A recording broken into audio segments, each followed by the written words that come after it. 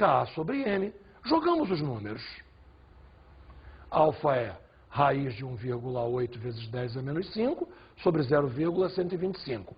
Primeiro, aquela jogadinha de passar para o 10 a menos 6, eu preciso de um expoente par. Então, 18 vezes 10 a menos 6 e dividido por 0,125. Vê se está legal. Raiz quadrada de 18 vezes 10 a menos 6 sobre 0,125. Sabe quanto é que vale esse alfa? Raiz de 144 vezes 10 a menos 6. Opa! Raiz de 144, 12. Raiz quadrada de 10 a menos 6, 10 a menos 3. Ou seja, o alfa é 12 vezes 10 a menos 3, ou seja, 1,2 vezes 10 a menos 2. 1,2 vezes 10 a menos 2. Como é que eu posso falar isso?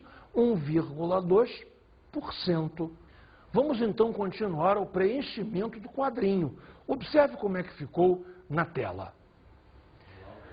Molaridade inicial era meio, molaridade final 0,125, 4 vezes menor. Alfa era 6 vezes 10 a menos 3, passou a 12 vezes 10 a menos 3, que é a mesma coisa que 1,2 vezes 10 a menos 2. Caramba! Reparou? O alfa dobrou. Se a molaridade ficou 4 vezes menor, o alfa ficou 2 vezes maior. 4 para 2? Você entendeu. Raiz de 4. Raiz de 4 é 2. Se fosse uma molaridade 5 vezes menor, o alfa ficaria raiz de 5 vezes maior. Esse é o truquinho. Mas agora precisamos calcular a concentração de H+. Vamos lá? Concentração de H+ é M-alfa. Claro que vamos usar os novos valores, tanto de M quanto de alfa. Repare, concentração de H+ é 0,125 vezes 12 vezes 10 a menos 3. 0,125 vezes 12 é 1,5. Então, a concentração de H+ é 1,5 vezes 10 a menos 3. Repare que, ao contrário, a concentração de H+ diminuiu. Na verdade, se tornou metade do que era. Vamos preencher o quadro e depois conversar tudo de novo. Olha só. Molaridade inicial, meio. Molaridade final, 0,125. 4 vezes menor. 4, raiz de 4 é 2. O alfa fica 2 vezes maior. De 6 vezes 10 a menos 3 para 12 vezes 10 a menos 3. Que é claro que é 1,2 vezes 10 a menos 2. De novo aqui, molaridade 4 vezes menor. Raiz de 4 é 2. A concentração de H+, 3 vezes 10 a menos 3, fica dividida por 2. Se torna 1,5 vezes 10 a menos 3. Vamos generalizar? O que acontece então? Quando uma solução é diluída, o alfa aumenta, ou seja, a maior quantidade de água favorece a uma maior ionização.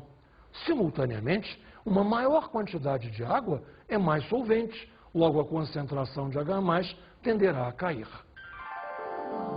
Para finalizar, vamos ver o equilíbrio de bases fracas. Ele é inteiramente análogo ao equilíbrio de ácidos fracos. Precisamos apenas fazer algumas adaptações. Vamos estudar o equilíbrio da amônia, a nossa base fraca por excelência. A amônia, dissolvida em água, claro que água líquida, se ioniza, aparecendo o cátion amônio e o ânion hidroxila.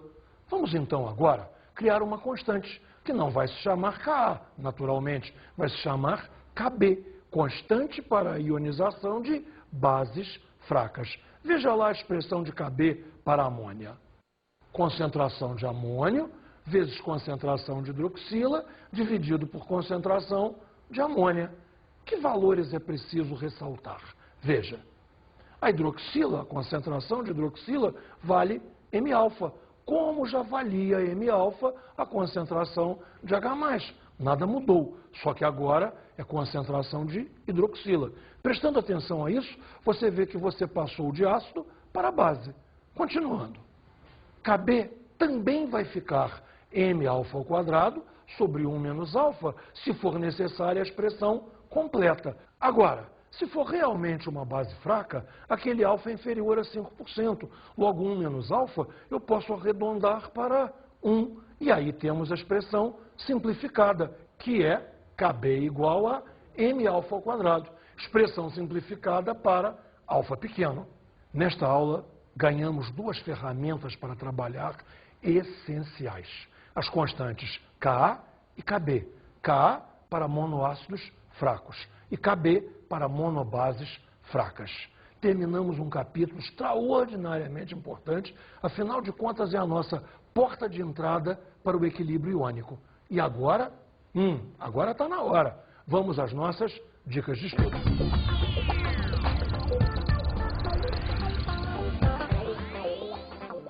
Bem, a minha dica nessa aula não tem nada de muito especial, não.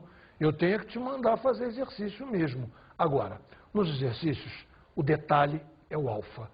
Sempre o detalhe é o alfa, você tem que perseguir esse alfa, julgando sempre se caímos na faixa inferior a 5%, para garantir aquela fórmula mais fácil, para garantir a fórmula simplificada. Quanto ao mais, exercício, exercício, exercício.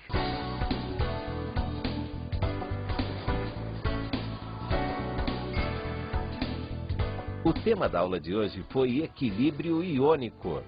Veja, o nome equilíbrio iônico não tem nada demais. É o equilíbrio dinâmico do qual participam espécies iônicas. Conhecemos a força dos ácidos. Aonde o mais importante é que você faça a correlação entre ácidos e bases e veja que as fórmulas são essencialmente as mesmas. Bons estudos!